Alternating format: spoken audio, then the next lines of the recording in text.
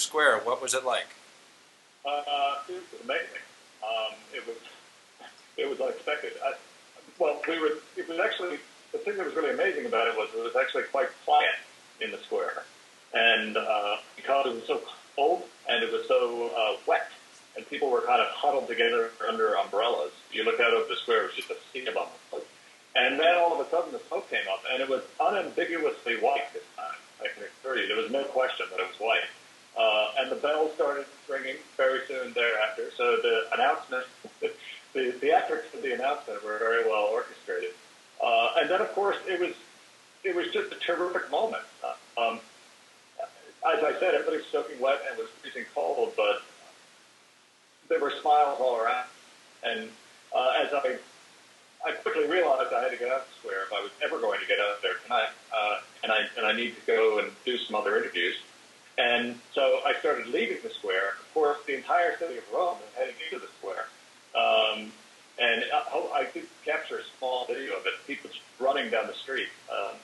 One of the things that you realize that I realized at that moment is that this is their vision. You know, they're running to the square to meet their vision. And that's not really a dimension of it that you really think about very much. So it is a dimension that the Pope highlighted in his remarks. Now here, there was certainly a lot of surprise.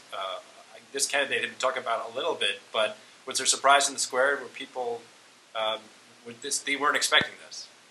Oh, no. I mean, I suspect that if there had been any internet access in the square, you would have shut down Wikipedia, because everybody was trying to figure out who he was. Of course, I knew who he was, because he's a Jesuit, which is just an amazing thing, the very first Jesuit pope in the history of the church. Yeah, what's that like for you? You just ordained a Jesuit last year, editor of a Jesuit journal. It must be quite something to be there. Yeah, I mean, it is. I mean, I have to say it's very surprising. If you ever hang out in Jesuit rec rooms, and I know you have from time to time, you know, I mean, we're always saying there'll never be a Jesuit pope. There'll never be a Jesuit pope. That's not really a kind of false humility. We've always kind of thought that the Jesuits we always find ourselves on the kind of leading edge of the culture, or at the intersection of the culture and the church, and you know, and that's kind of precarious territory, and so, you know, because we tend to minister on the margins a lot, you know, being at the very center of power is not something that we really think of ourselves as doing. So it's a remarkable thing that this Pope is a Jesuit, and particularly when you think about the fact that it was only 20 or 30 years ago that the Jesuits were in a deeply troubled relationship with the papacy, and it wasn't for the first time. Now, is there anything you can tell us about the man that we don't know from Wikipedia? I understand he's of Italian descent, a Jesuit. Anything more? Yeah, I mean, he's of Italian descent, but he's an Argentinian. So, I mean, he really does check a lot of boxes. But I have a feeling that, you know, that they weren't looking at it that way. I think they probably picked the holiest man among them.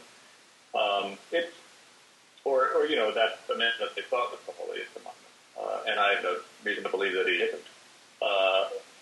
I suspect that the other bit of it is that that they have surprised a lot of people by picking somebody who's 76 years old.